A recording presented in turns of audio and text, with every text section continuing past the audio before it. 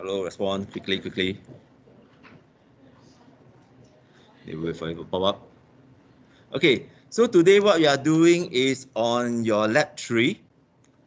So your lab 3 in itself is on your binomial and your normal distribution. Okay.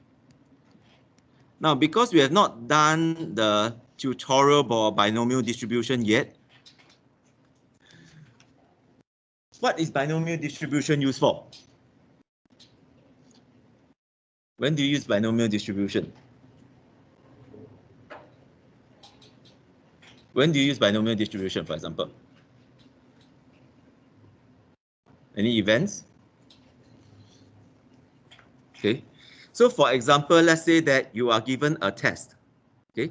A test has maybe like 20 multiple choice questions, MCQs. And just let me close the door. Out of the 20 MCQs, let's say you have 4 choices. 4 choices per question. So in this case, what is the probability that randomly you get one of them correct? So the probability of getting one question correct is about 25% of a chance. Okay. Then you can use binomial distribution. Can use binomial distribution to calculate things like this. Okay. So you can calculate what is the probability of getting maybe 15 out of 20 marks. That means 15 correct. Okay. So can anybody remember the equation? What is the equation for binomial distribution?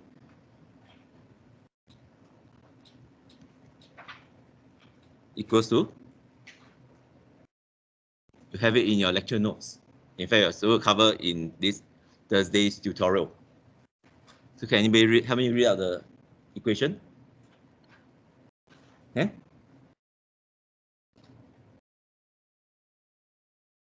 So you have the total number. Is it permutation or combination? Is it C or P? Huh?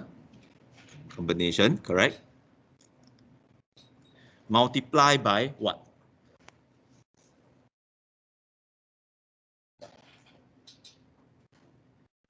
Have you gone through your tutorials yet?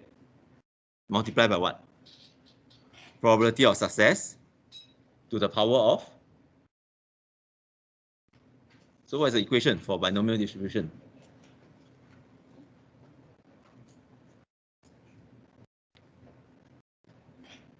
Yeah, what's the equation here? You have to give me the whole equation.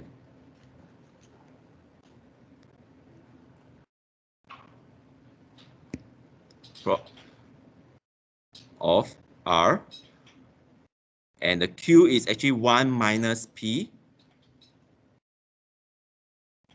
R. Think about it. N minus R. Okay. So that is the equation. All right.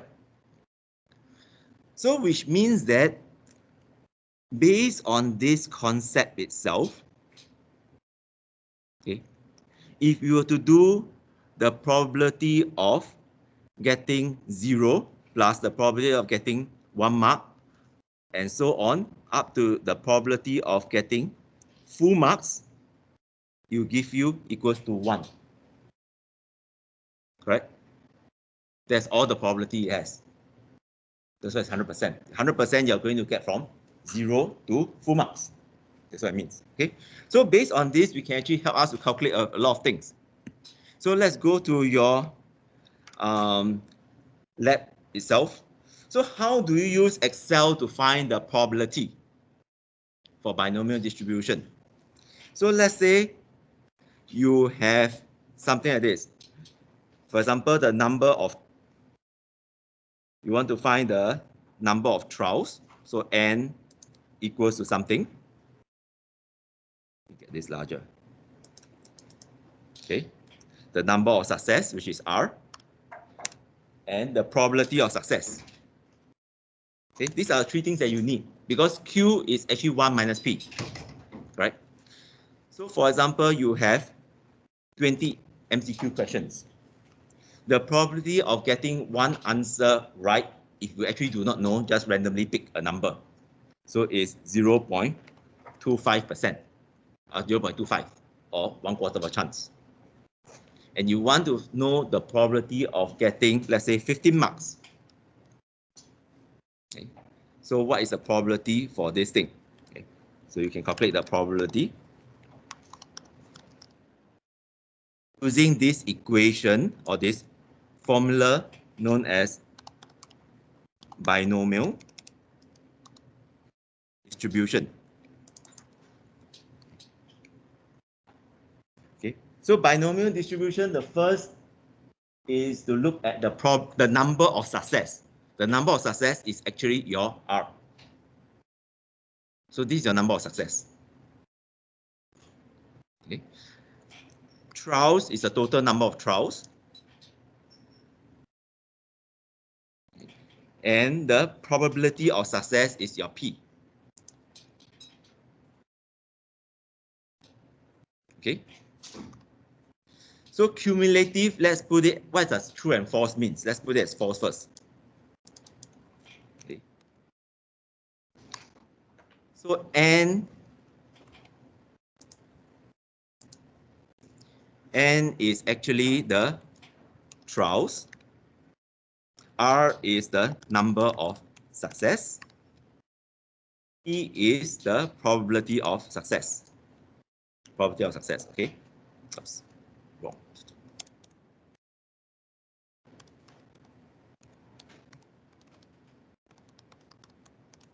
So these are the things that you put in. Okay. Then the last option tells you whether is it true or false. So the last option, cumulative, if you put as false, it simply returns you the probability of getting 15 out of 20 marks.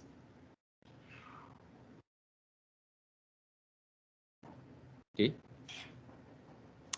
So basically I'm writing here, if the cumulative, put it as false, okay, you're actually getting the probability of getting 15 out of 20 marks.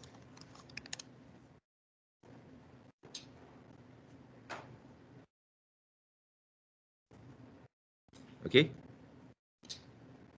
So that's the last option, which is false.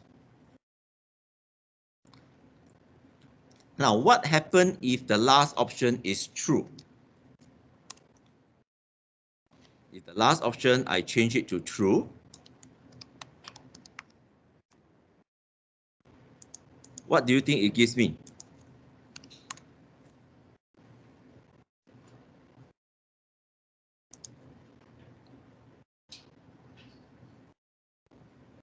If the last option is true, what do you think it gives me? So you read the last one. Is a logical value. If it's true, it gives you the cumulative function. If it's false, it gives you the mass function. Now that doesn't mean anything to you. So if the cumulative, you set it as true. Okay. So what it does is you're obtaining the probability of getting, in this case, 15 marks or less.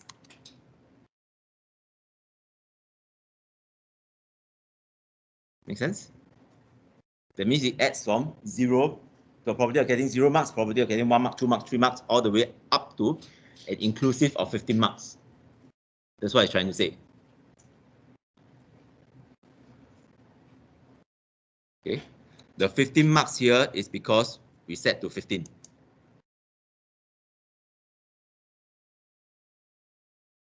So far so good? Got the idea now? Okay. So if you want to try, you can even do this, right? Let's test it. What is the probability if you have success? Let's say you want to get full marks. Okay. And for each question, the probability is still 25%. So you have true. This gives you 1. Because why? It is a probability of getting 20 marks or less. That means full marks or less. So you're getting from 0 to full marks. So it actually equals 100%. So far, so good? Okay. All right. Now, binomial distribution is slightly different from normal distribution. Later we'll talk about it. Normal distribution, you can't do this. Okay. Essentially, if you remember what I mentioned in the tutorial last week, if the probability is a curve, okay, the probability is a curve, or rather the frequency is a curve, okay, from a frequency polygon and so on. The area under the curve, we set it to 100%. That gives us the probability. Make sense so far? Okay. And from the area itself, let's say if this is your frequency. Okay. So let's say if I have this equation here, says that frequency equals to a function. How do I find area under the curve? Mathematically, for those who have done A-maths before. For example, I want to find the area under the curve for this strip.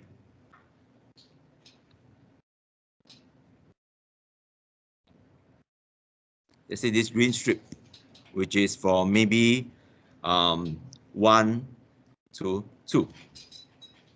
What should I do? What is the mathematical way of finding area under a curve?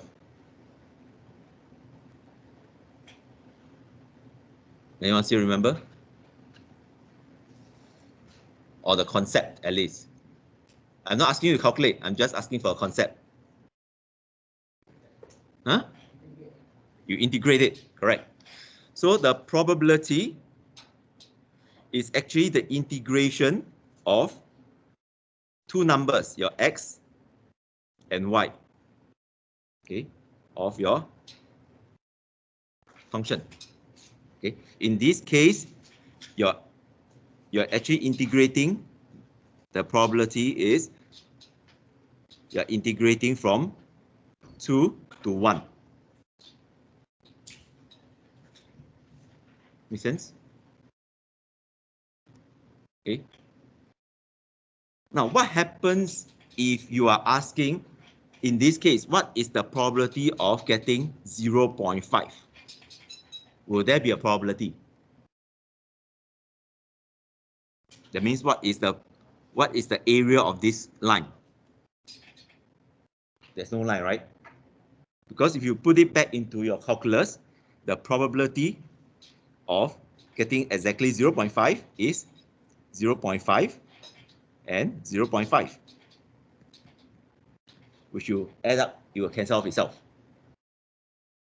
Okay, so you can't do that. Okay, so that is the concept that you have to know. From the graph itself, from an equation, you can find area under a curve by using your integration. Yeah, I'm not asking you how to integrate. Just a concept, you have to know it. Okay. So how many of you absolutely have no idea how to integrate? That means it's the first time you heard of such term. Anyone who never know, okay, do not know, that's fine. So if you do not know, there are a few options. If you have time, then go and ask your friends for their A-maths textbook. If you still remain that, and go and read up. They're not asking you to calculate, but at least you should know the concept. It's very important. Okay. All right, because we need to use this all the time in subsequent of your work, not so much of this module, but other piece of work you actually need it. Okay, any idea why? Any idea why we need integration or differentiation? So what is differentiation for?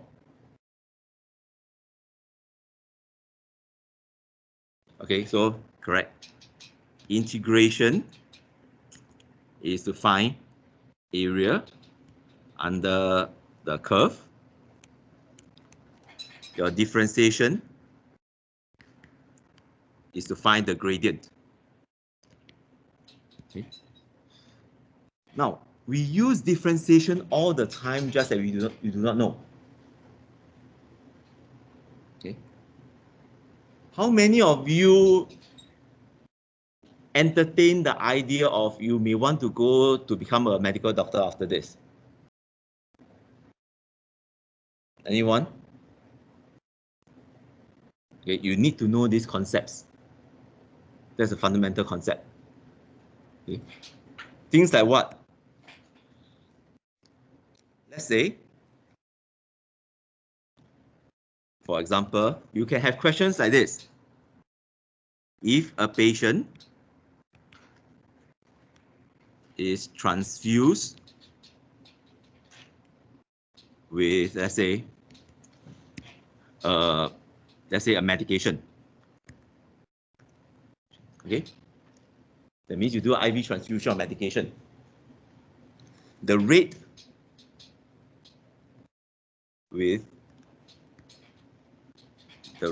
for example, of 0.5 milligrams per hour. It's quite easy. After 2 hours, or rather after 24 hours, how much medication is transfused? How do you solve this?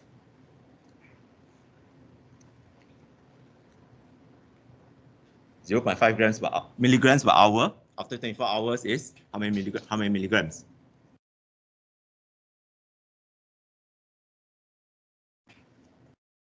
I'm sure you know the answer. Every hour, half a milligram. 12 milligrams. Yeah, so the answer is 12 milligrams. Correct? So what does it mean? It means that the transfusion rate, okay, or the IV rate over DT is 0.5 milligrams per hour. If you were to plot it out, this is the actual dose over time. You get a straight line, and the gradient is 0.5. Right? You're actually finding area under the curve. After 12 hours, what is the area under the curve? Okay. You can play around with all this stuff. Then the next question that you will be asked is, let's say if you want to do medicine, right, is this patient, okay, then metabolize the medication at 0.12 milligrams or 0.12% of the medication per hour. After 24 hours, how much is left inside the body? The first dose goes in half a milligram. At the end of the first hour, you only end up with 0.5 times 88% that's still left in the body. Then you add a second hour, then you minus off. So you'll be doing this Okay. All right. Okay, so let's come back to here. So let's find our first part. Now we actually solve the first thing. Okay, you can actually calculate your binomial distribution quite readily. Now, if you want to plot it out, you can also do that. For example, let's try this. You look at your marks. Okay. For example, marks, there are 20 questions. So you go from 0 to 1. So let's stretch it out to, let's say, 20. For example, you have 20 MCQs. Okay. For binomial distribution, to use binomial distribution, the probability of success has to be the same for every trial. So here, the probability is the same for every trial. Let's say 0.25. So keep that stable for everything. And you can calculate the probability. X equals to R. The R represents the marks.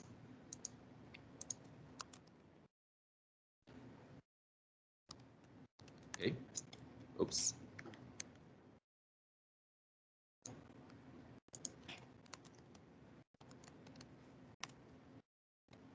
Okay, doesn't giving me that.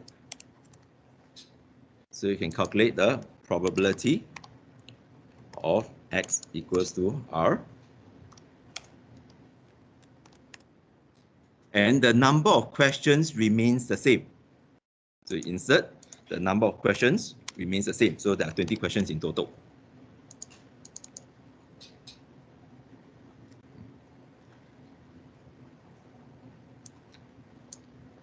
Okay, so you can drag it. You can do your binomial distribution. Number of trials is the number of marks, which is R. Okay. Number of success. Then number of trials is N. Probability is P.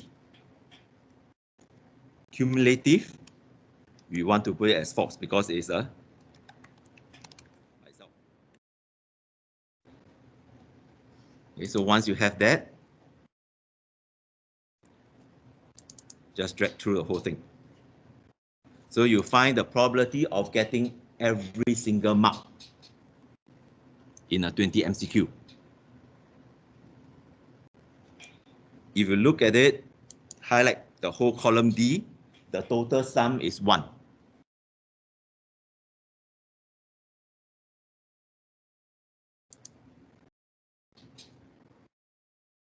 Okay.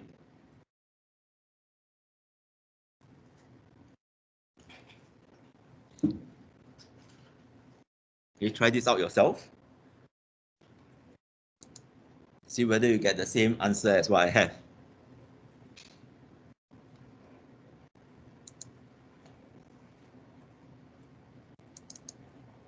Okay. Try out first.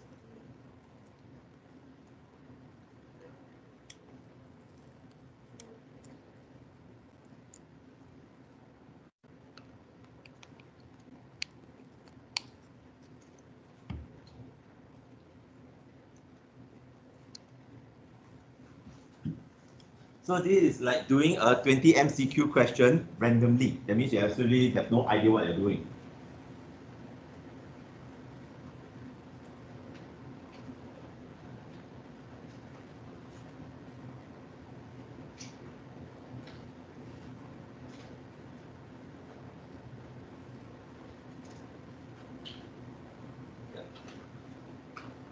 Once you have that, then that's fine.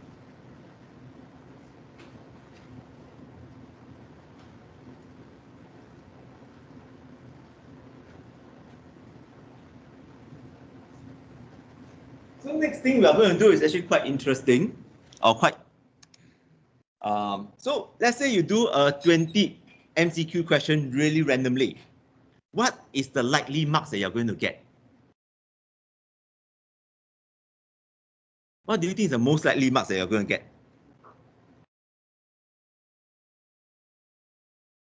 Okay, you can take the marks and the probability, go and insert a scatter plot, and you'll see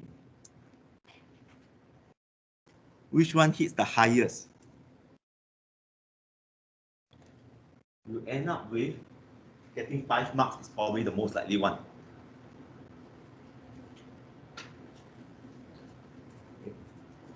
In fact, 5 marks, you have 20% of chance of getting 5 marks.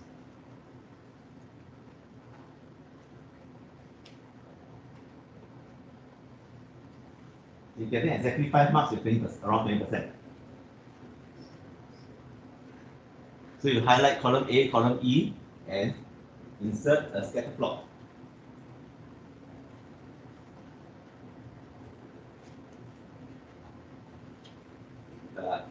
The x-axis gives you the number of marks, the y-axis gives you a probability. Highlight both.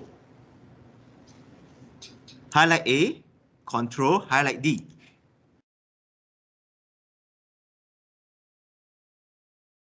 For those using Mac, is highlight A, echo, highlight D. For command.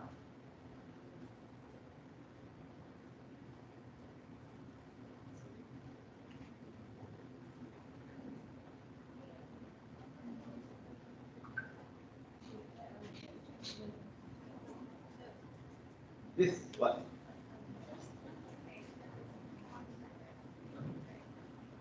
How I do it? Okay, manually type. Very simple. See? Now you need at least 2 numbers. Okay, so you need D. Just highlight 2 numbers and go to here. Just straight down. Yes. If yeah. What? Yes. Yeah. Okay, so now you need to highlight 2 numbers. Highlight 2 numbers in red. If you highlight only 1 number, you will be the same numbers. If you highlight 2 numbers, then highlight 2 numbers, then you go this. Yes. Okay.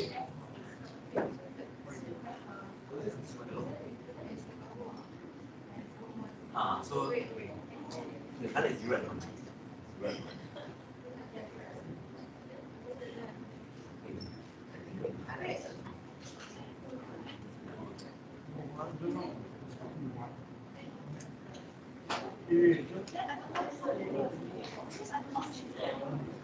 Clarity, yours.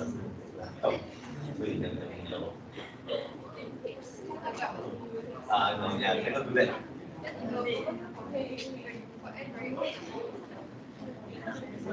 N is the number of. Okay, guess what? What are you counting? Scatter plot. The first one, the first one. Yeah. You know? Yeah. Huh? What mean your light so tiny? Yes. Yes. Insert. The first one. Okay. You highlight the opposite one. So you highlight A first. Then highlight D. Highlight D. No, highlight. Press on and highlight D. Yes, okay, then do that. No?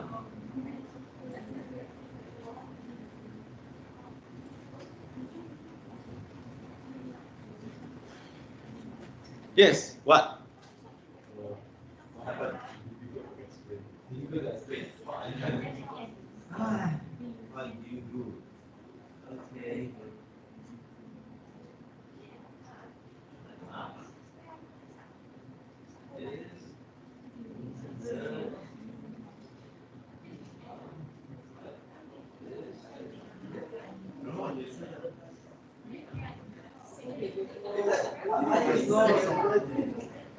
I don't know. Your computer doesn't like you or what?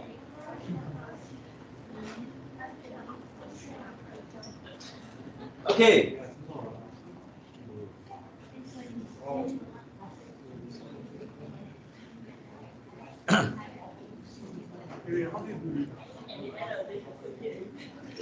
Okay, then let's try. Let's try something quite interesting.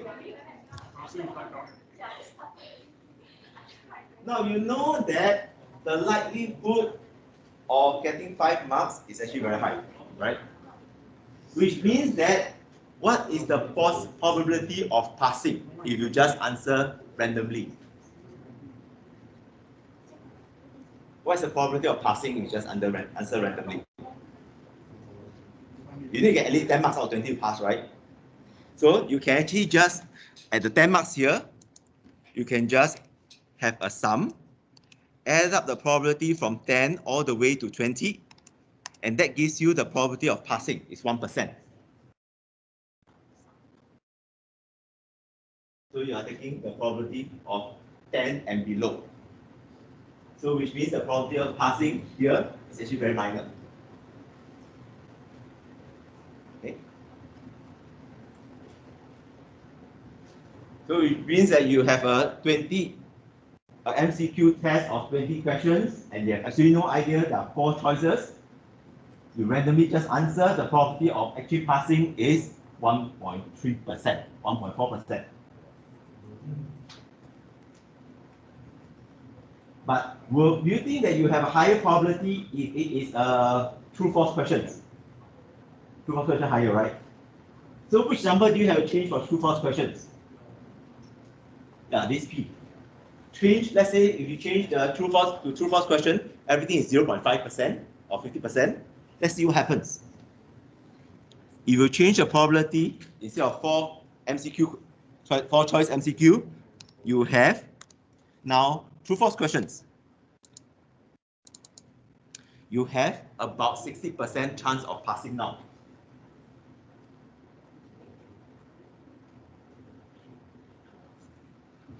Okay? Yeah, you have about 60% chance of passing. Because the average marks that you get is actually 10 instead of 5.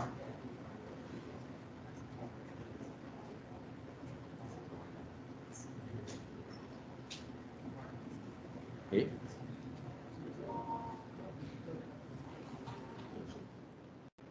So how do I make MCQ questions harder for you? What's the easiest way? More choices, right? So instead of 4 choices, I give you 5 choices now. How much worse? So let's say 4 choices, the chances of passing is actually 1.4%. Let's go at 5 choices. You change this to 0.2 instead of 0.25. You end up with 0.02%, a quarter of a percent of passing. Reduced from 1.4% to a quarter of a percent. Just by adding one more choice to every MCQ. But yes. That's the probability from 10 onwards. Add up 10 marks, 10 marks, 10 onwards. Yes, what?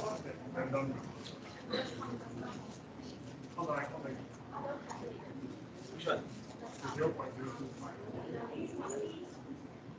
Equals to sum, which we've done that first week already. Then you just add this numbers up.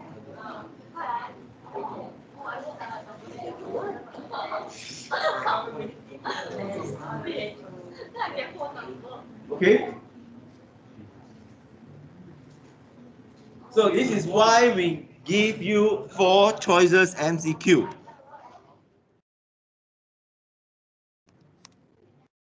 Okay. Now,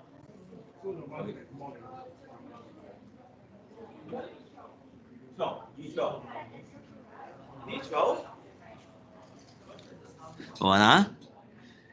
This is actually just the sum of this block.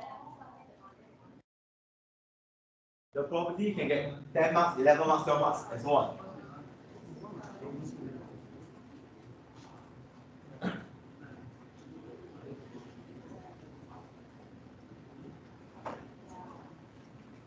Okay.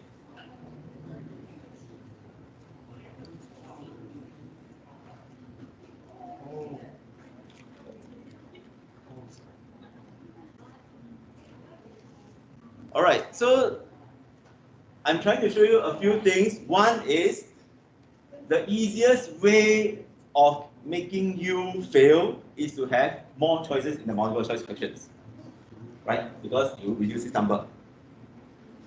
Which also means that don't think that MCQ is always four choices. Don't think MCQ is always four choices, especially when you go to uni in future. The worst uni exam question that I've seen is up to J. So J is how many choices? From A to J. There are 9 choices. Okay? Okay, how many of you are planning to take your driving test soon? So the first thing you have to pass is your basic theory test, right? How to pass your basic theory test? How many questions are there? Huh? 50 questions. So let's look at this. Okay. Your basic theory test is MCQ questions again. So 4 choices MCQ. But how many questions are there? There are 50 questions. Okay. How many you need to pass? You need to get at least 45 out of 50. You can actually calculate what is your probability then. Okay. So you just drag this all the way to 50. 50. Okay. Probability is still, for P is still 0.25. But now you have to change your N to 50 now. What do you mean how I do a drag thing? Just drag lor. Drag lor. 0 to 50. So, okay. So I highlight 0 and 1. Not 1 and 0, must be 0 and 1. Go to the corner and drag down. And then drag down. Continue dragging down. Okay.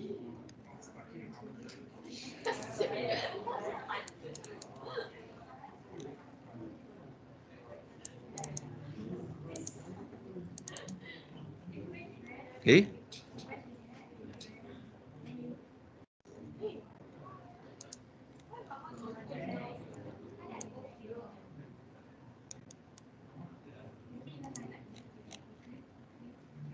So this is the probability of, if you never study like me last time, never study for a basic theory and go and take a test. The probability is pathetic because you go to 45 marks, it's super tiny to pass.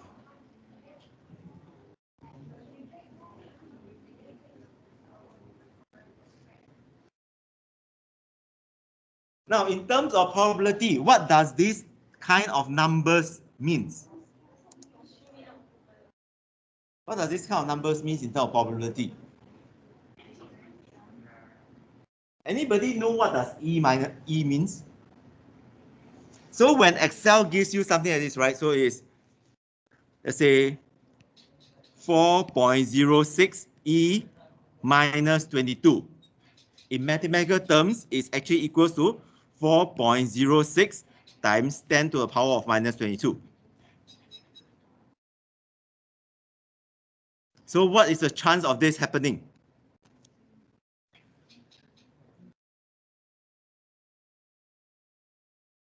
What is the chance of this happening?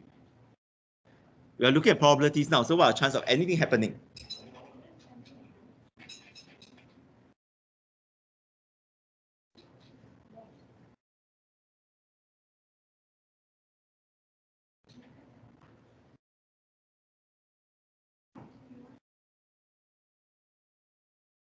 Okay. The general guideline is this. One in a million. What is the chances of 1 in a million in Singapore context? What event is 1 in a million in Singapore context? Any idea? Huh? Or what, louder? Yeah, what? Not really. 1 in a million in Singapore, right, is the probability of getting struck by lightning. Yeah, but 1 in a million chance. Okay. 1 times 10 to the power of minus 10 is a kind of probability that is once in the lifetime of this universe. Yeah, that's a rough probability. Okay. So if you never study your basic theory, you're not going to get any better. It's a pathetic chance. All right. Okay, so that we have finished. Now, then let's look at your normal distribution. Okay. Now, your normal distribution, number one, is this. How do you know that your data set is normally distributed? For example, let's go to our diabetes data set again. Okay, let's go to our diabetes data set. And we take the waist size of diabetes data set. We take the waist. Copy out onto our spreadsheet.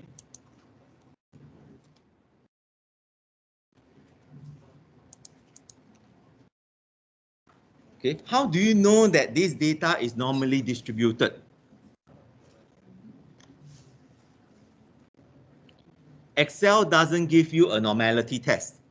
Okay, if you use other programs like SPSS, R, there's actually such as normality test.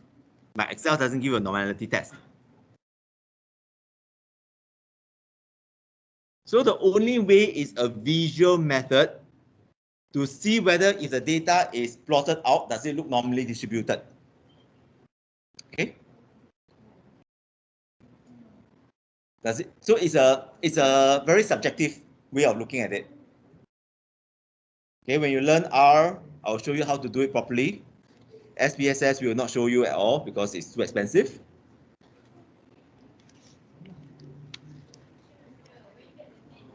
This is from the diabetes data set.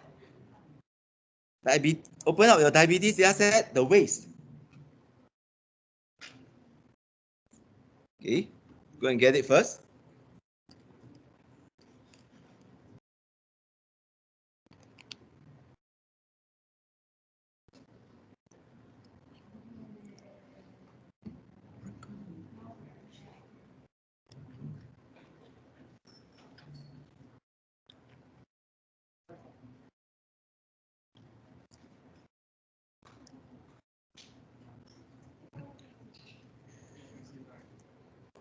Okay, so let's get here first. Now, the visual way of estimation is what we call as the QQ plot, quartile plot. Okay, it's on page 3. Now we'll go through how to actually construct the quartile plot. Okay, this thing known as QQ plot.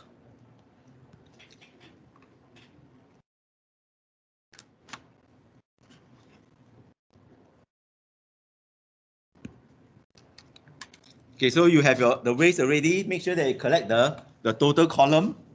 So the sum should be 15,089 inches. All the waist out together is 15,089 inches.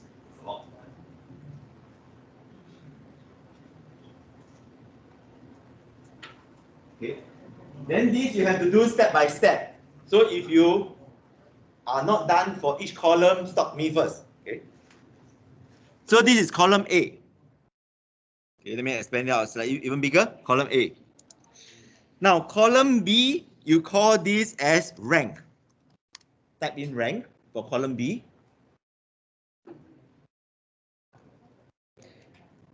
And you insert this formula.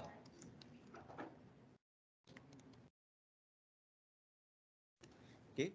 What we are trying to do is the ways you want to rank them from smallest to largest. So let's say waist size 45 inches. What rank is it? Waist size 38. What rank is it? Okay. So you want to rank them. If there are type ranks, then you do the average. That's what it means. Average ranks. Okay. Because you can have two of the same waist size, right? So they are type ranks. So the number that you have to use is the waist size. Okay. Then what you need to do is you highlight from 2 all the way to the last waist. Okay. Comma. And you want ascending order. So 1.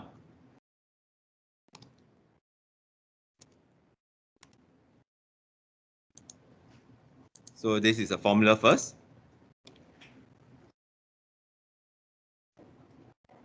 Okay. So waist size number 26 from ascending order, that means smallest or largest, is the 26th position. So you are sizing from the smallest waist to the largest waist. Okay, so far? Good idea.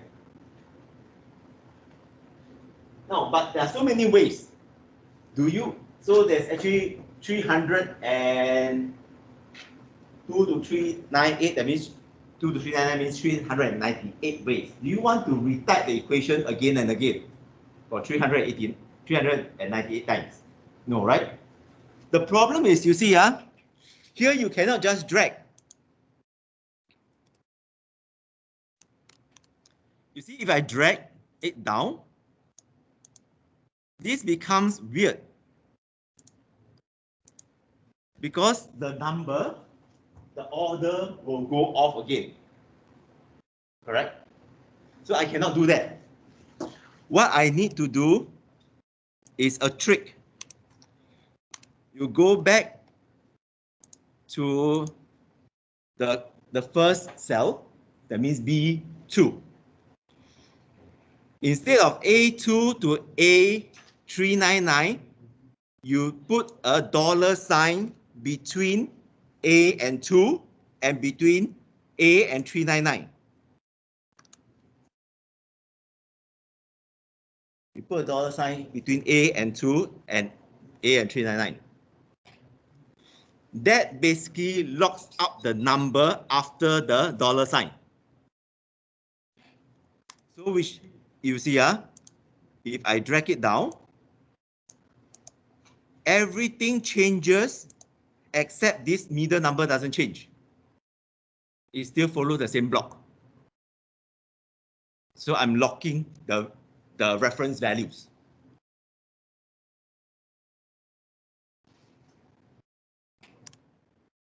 Okay. Then here you can drag all the way down as well. So you get something like this. So this is the rank, which means that you see is 87.5, means that there are 2 persons with waist size of 33 inches. Then it's rank 33, rank 34 divided by 2.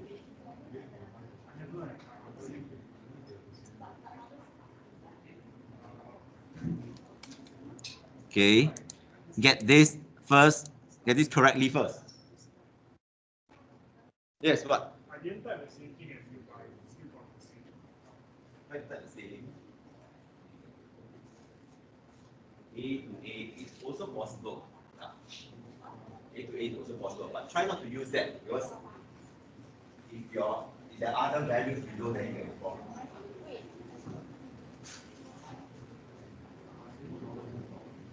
So you use A to A, right? A to A will still work as well. Yes.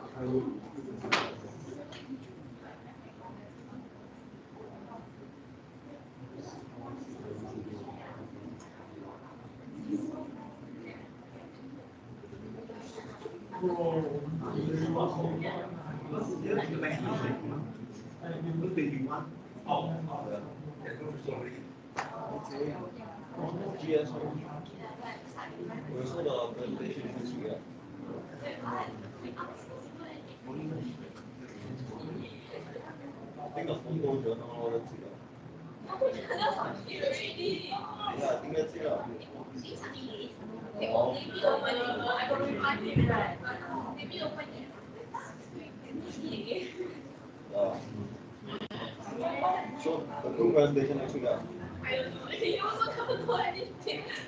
I cannot do anything. They do everything already.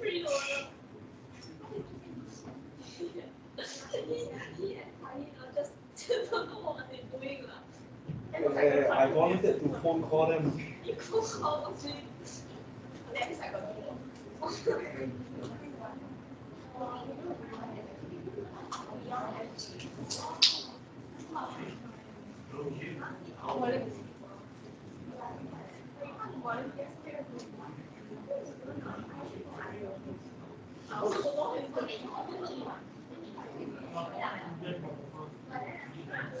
They want us to make a video on what you should and shouldn't do when you don't sure. Yes, what? They're gonna hard carry the thing. Yes, what? Only I'm gonna wait up the thing on the down. 0.5, that means they are not nice, right? Two persons had the same weight. I don't remember them, it's not quite out. No, I got paid. Oh my god. I got that same weight.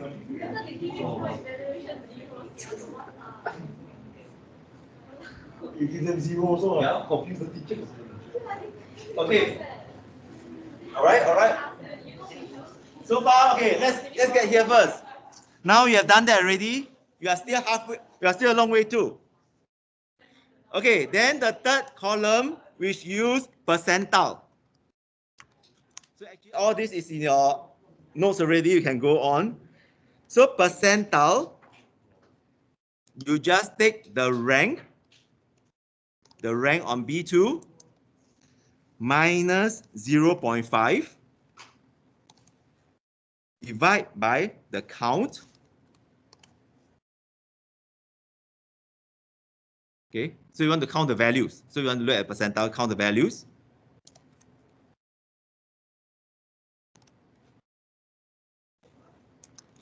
Okay, same thing, you use the dollar sign so that it doesn't move.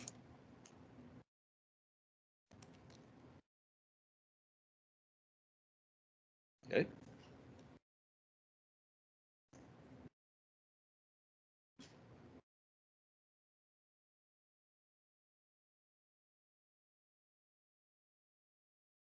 Okay, you find that if you say count, open bracket, big B, colon, B will also work. But we want to teach you how to use the dollar sign to log the values, because sometimes it's quite useful that way. So basically now you're converting the ranks into a percentile. The percentile maximum is, you have a certain percentile anyway. Okay. So you convert it to percentile first.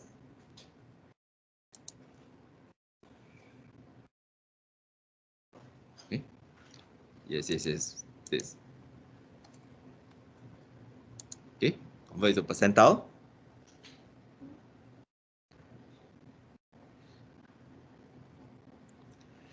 Then from the percentile, you have to convert it to a z-score, a z-score.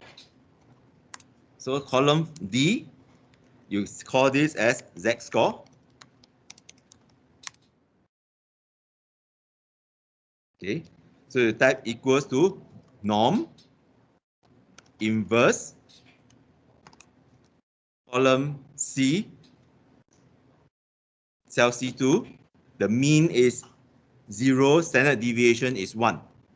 So you convert the percentile backwards into the normal distribution.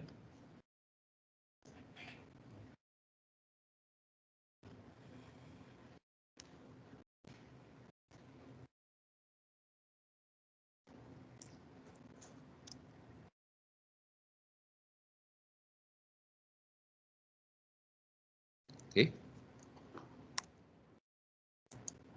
Then just highlight the whole thing.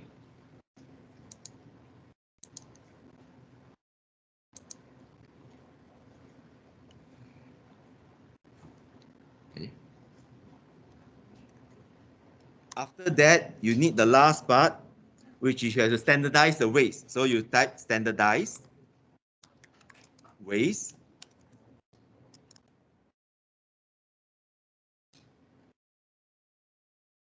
Okay, so standardized weights is a bit more complicated. So you take the A2 minus of the average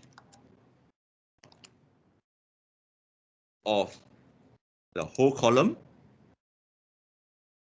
A to A, divide by the standard deviation of the waste.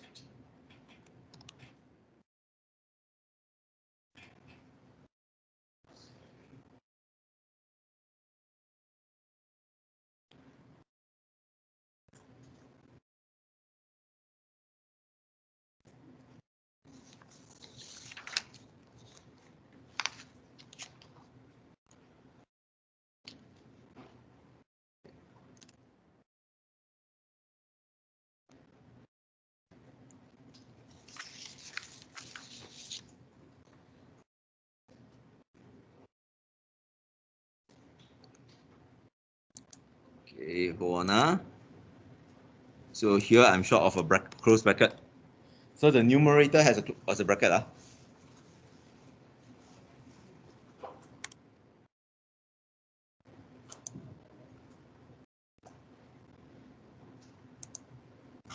So make sure your number of open brackets and close brackets are correct.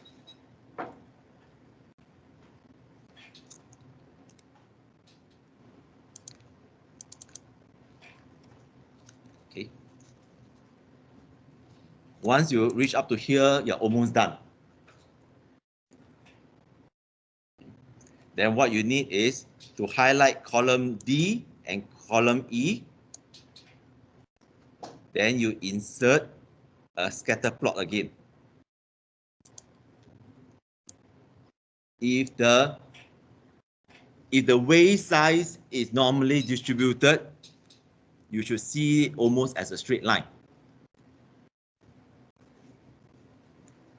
If it's not normally distributed, you will not see a straight line.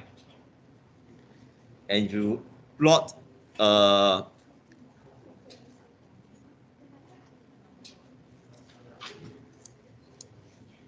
then what you do is you click on the dots itself, right click, you add the trend line. Let's say you add a linear trend line. You show the equation on the trend line itself. And to make my life easier, I will show the trend line in red.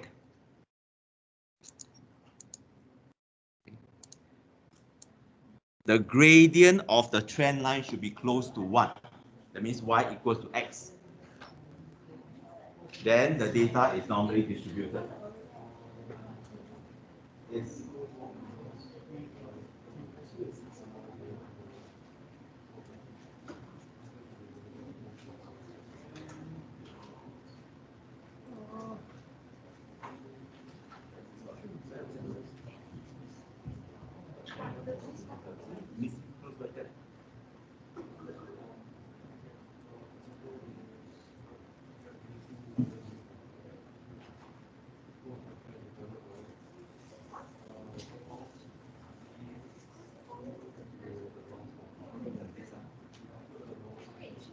hold on. rank when you have this. The rank. The doing rank of percentile.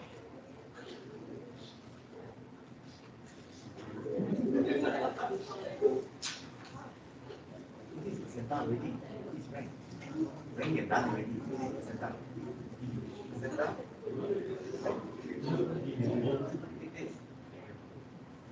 Equals to E2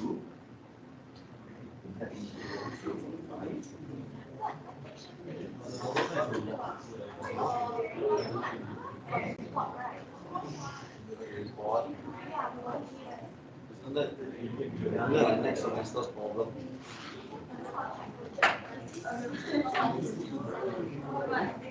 Next semester. Yes, what? Select column D and column E. D and E project is what we help the organization to do. So this is called a QQ plot. You select column D and E. You are plotting the Z-score and the standardized base. Yes.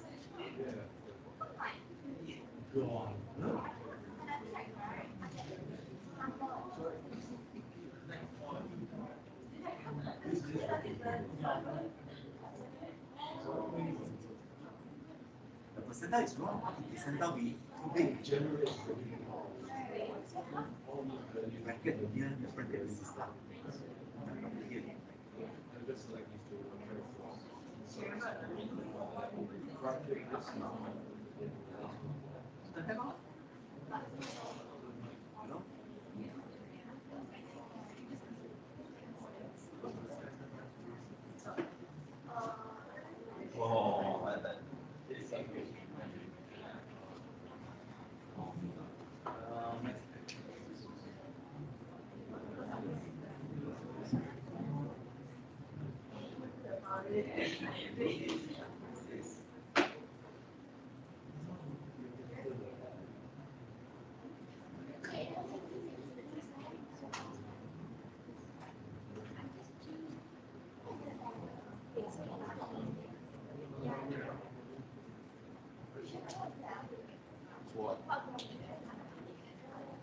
Okay, the line from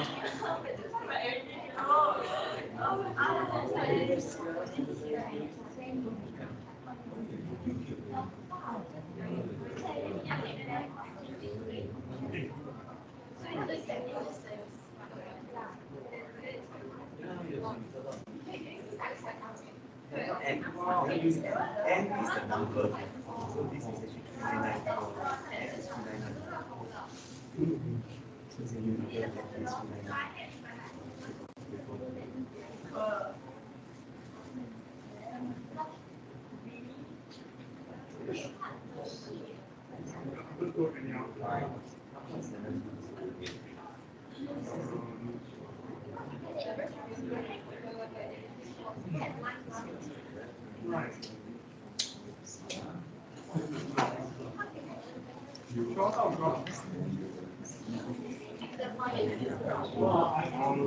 It's a white system.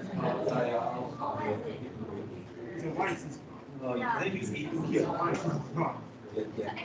This has to be the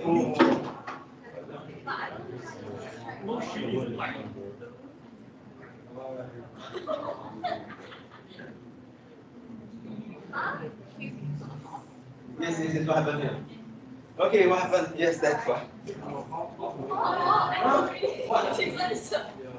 Okay, click on the dot, right click. Right click. Action light. Down.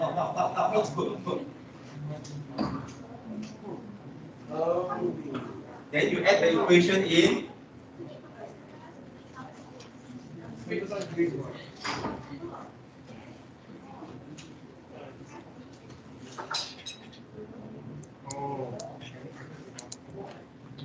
Okay. So if the data, if the weight is normally distributed, number one is it should almost be a straight line, all the data points. Okay. Then after that, the gradient should be close to 1. This is how you get the line. Click on the dots, right click, Right click, right click, right click, right click. Right click. Click on. Okay, get out of it first and go in. Okay, and go in. Click, right click. Yeah, add trend lines. Yeah, correct. Yes, and from here. Yeah, percentile is way off, right?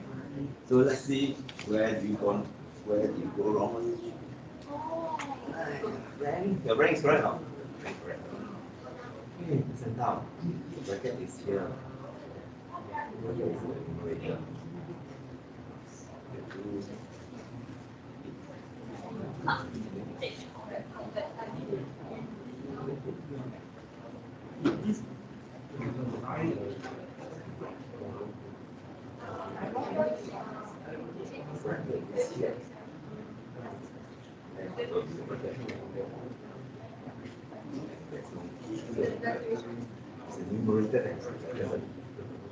Otherwise, that 0.5 is like this.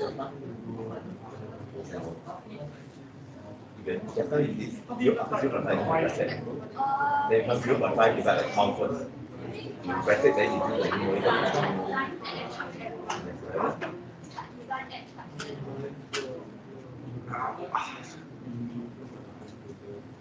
Okay?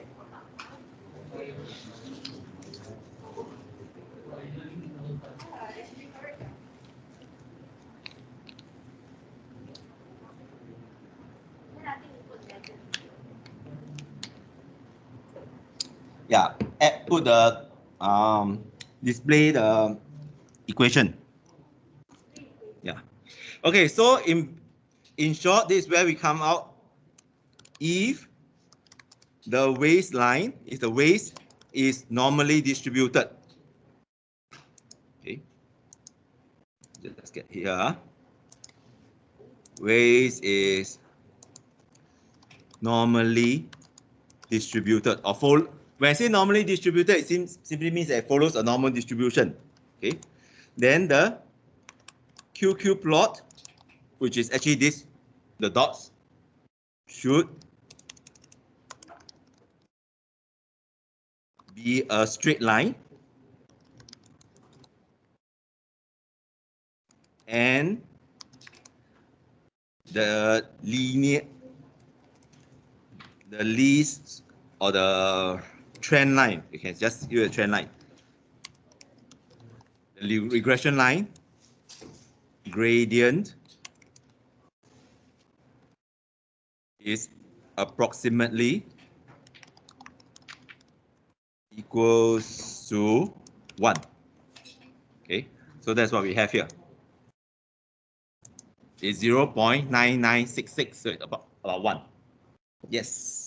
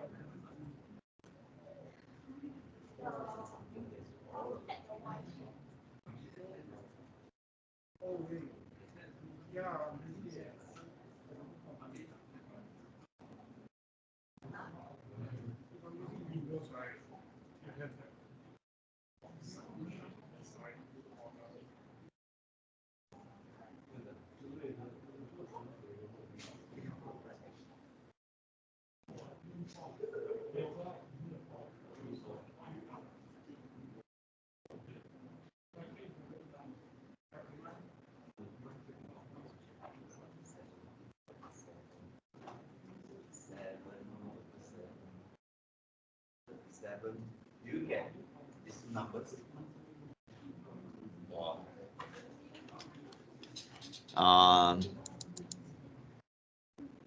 Do you get the check row number 30, 17 and 18? Do you get these numbers correctly? Huh? Correct. The z-score and the standardized weight, is it correct?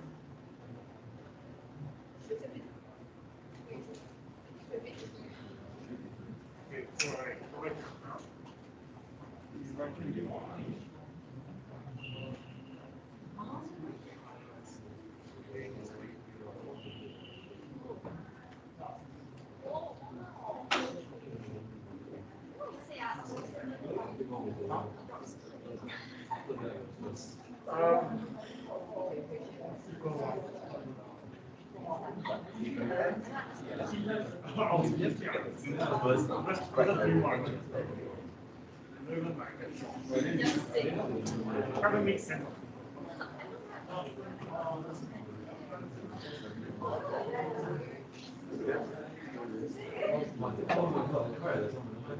Because the numbers are right.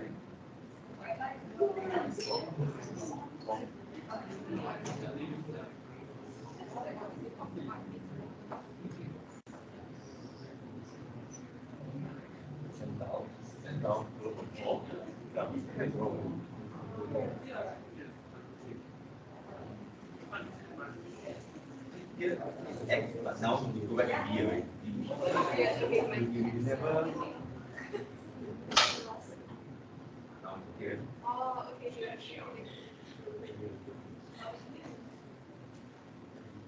Okay. Yeah, so this is your QQ plot. Okay. Yes, what?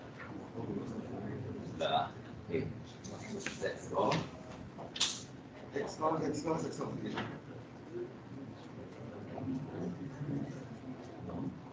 Alright.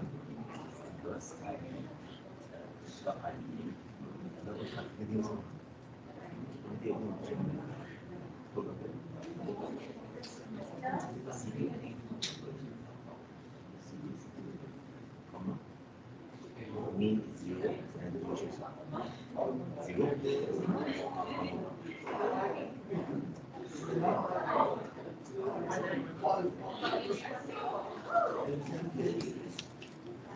Okay. All right.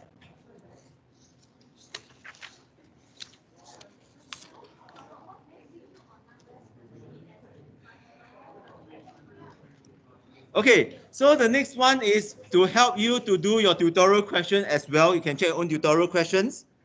So for example, I want to calculate things like this. Okay. So let's say, for example, I have a question that the mean, the average height is 150 cm. Okay. Average mean is 150 cm. The standard deviation of the height is 22 cm. So what I want to find is, what is the probability that the height is less than 141.2?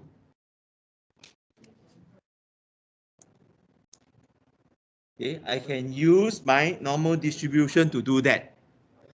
Just like how you do your binomial distribution. So you take your norm distribution, open a bracket, the x value. The x value is the number that you want. Here we have 141.2 because we want to find 141.2 and below. The mean is 150, so you put 150 in. The standard deviation is 22. Okay. And you want to do a cumulative from negative infinity all the way to that, so you put true. Okay. Then you have a p-value. The probability is 34.4%.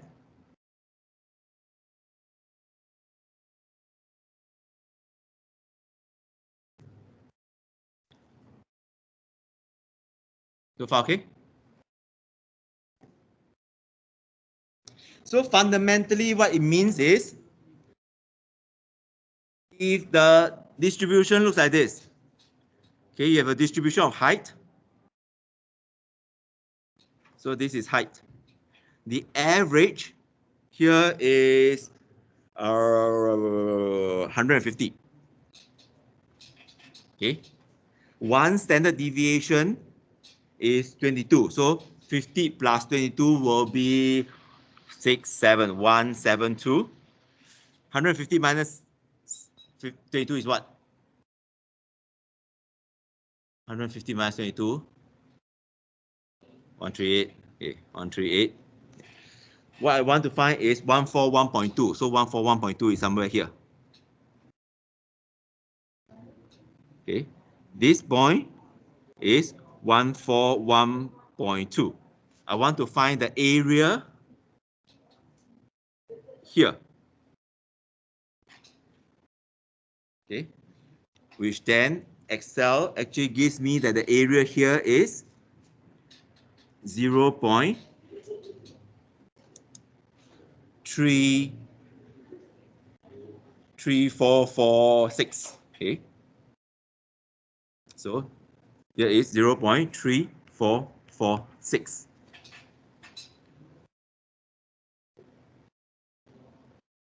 All right. What? 138. Yeah, 128. 128. Correct. 128. 128. Okay. All right.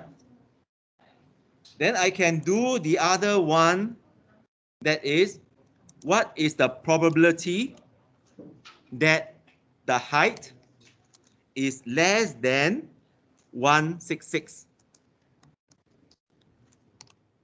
Okay, so you can do the same. Equals to your normal distribution. You want to find the x, which is 166. The mean is 150. Standard deviation is 22. Cumulative is true.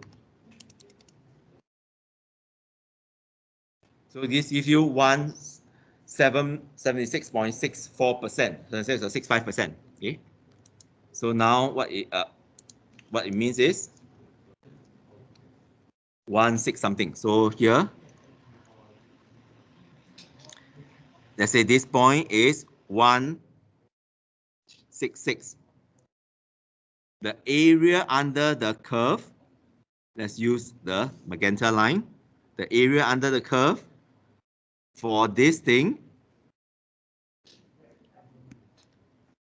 it is 0.766 what?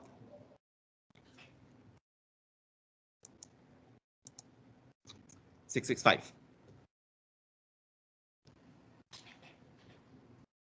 So can you actually find what is the probability between 141.2 to 166? Just minus off. So it just takes. So this is the probability of x between 141.2 to 166 equals to the probability of x less than 166 minus the probability of x less than 141.2.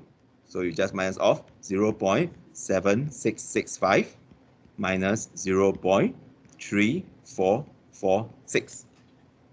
So you find what is just in the magenta region.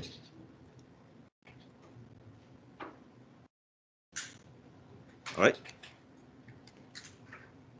We also can do the reverse. For example, if I tell you something like this, I have a normal distribution. Let's say the height again is 150. Standard deviation is 22. Okay. I want to get maybe here. I want the area, the magenta region, to be, let's say, 0.75. what is this value that I must have. So it's doing the reverse. One is to take the axis, find the area under the curve. One is to take the area under the curve, find the axis. Makes sense, right? So this function in Excel is called the inverse function. Okay, the opposite of the normal distribution, the normal inverse function, which then gives us basically we want to say something like this. P that is x less than, or rather the height less than a certain value equals to 0.75. I want to find something like that. Okay, so I use the normal, but instead of normal distribution, I use the inverse. The inverse will give me, you want the probability, so the probability is 0.75. 0.75. The mean is 150, right? So the mean height is 150. The standard deviation is 22. So that gives you 164.8. Okay. So here, this is 164.8. Okay. So this doesn't, so you don't have to try and error. Just have it exact. Because you can take this and do the reverse.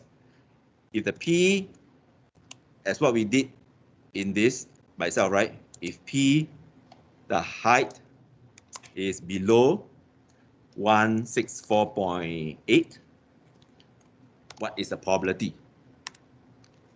So we have done that in column 3 and row 3 and row 4 already. So you use a normal distribution. The x is 164.8, mean is 150, standard deviation is 22, and true. Yeah, about 0.75. Okay.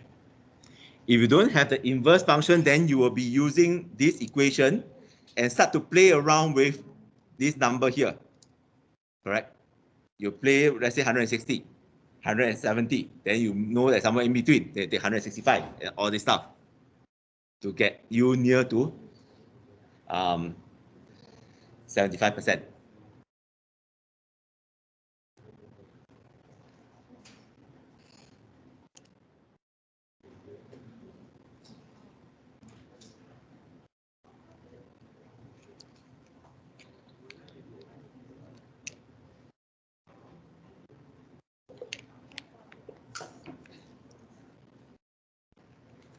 Yes.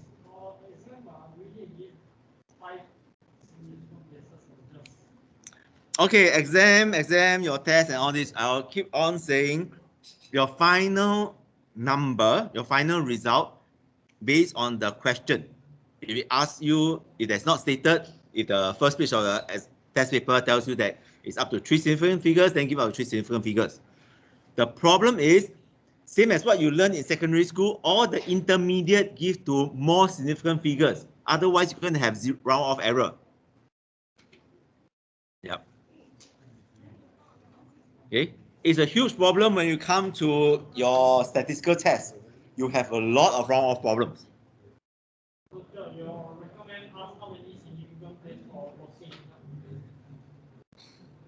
Maybe like 4. Yeah. It depends. Okay. So even when you're in secondary school, you use your calculator, you will store the value inside the memory. Or even though you write up to like 4 decimal places. Same thing lah. Try as much as possible.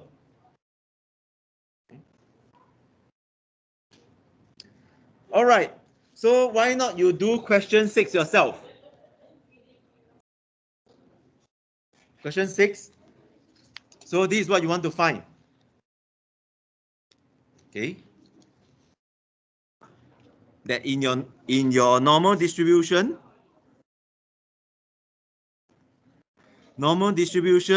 the mean is 0. So you have 1, 2, 3, 1, 2, 3, minus 1, minus 2, minus 3. Plus minus 1 standard deviation is about 68.26%. Plus minus 2 standard deviation, it is about 95.46%. Plus minus 3 standard deviation is 99.73%. Okay, you can use what you have done in this part to actually figure out. So you just have to say that the mean is 0, standard deviation is 1. And then what you want to find out is P is between minus 1 and 1. Okay, it's between, right? So it's you take 1 first and minus off. So you have your normal distribution. It's 1,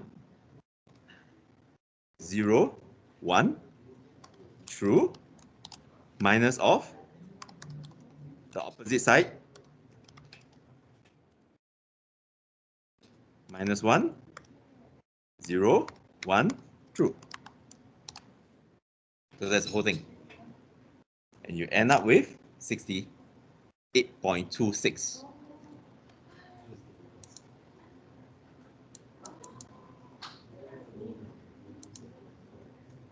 Okay, I leave.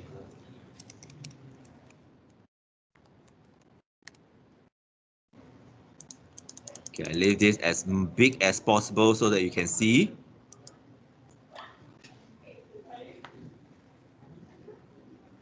So when you want to take minus 2 to 2, so you just change these two numbers.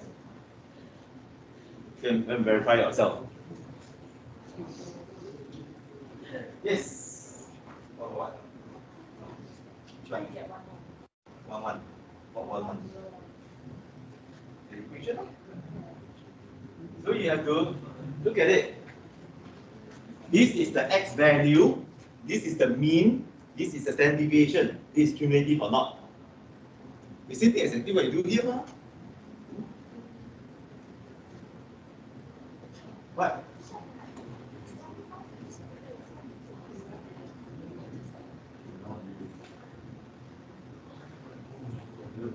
Close enough.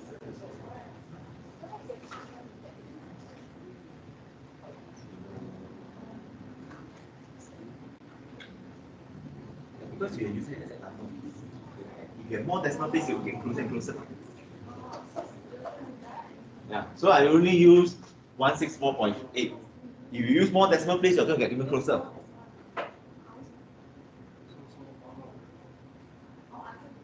Yeah, 165. More significant figures, you get better answer, closer answer.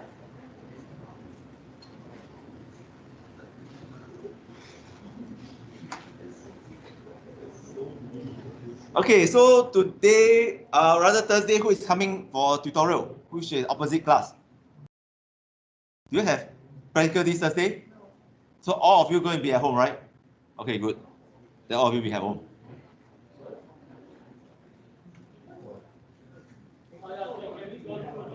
Okay, go through the questions. We can. Let's see. So. Oh.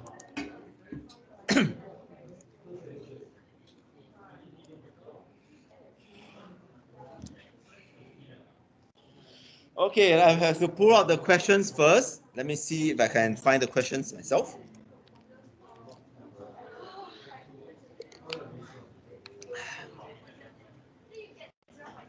Oh, 0.6.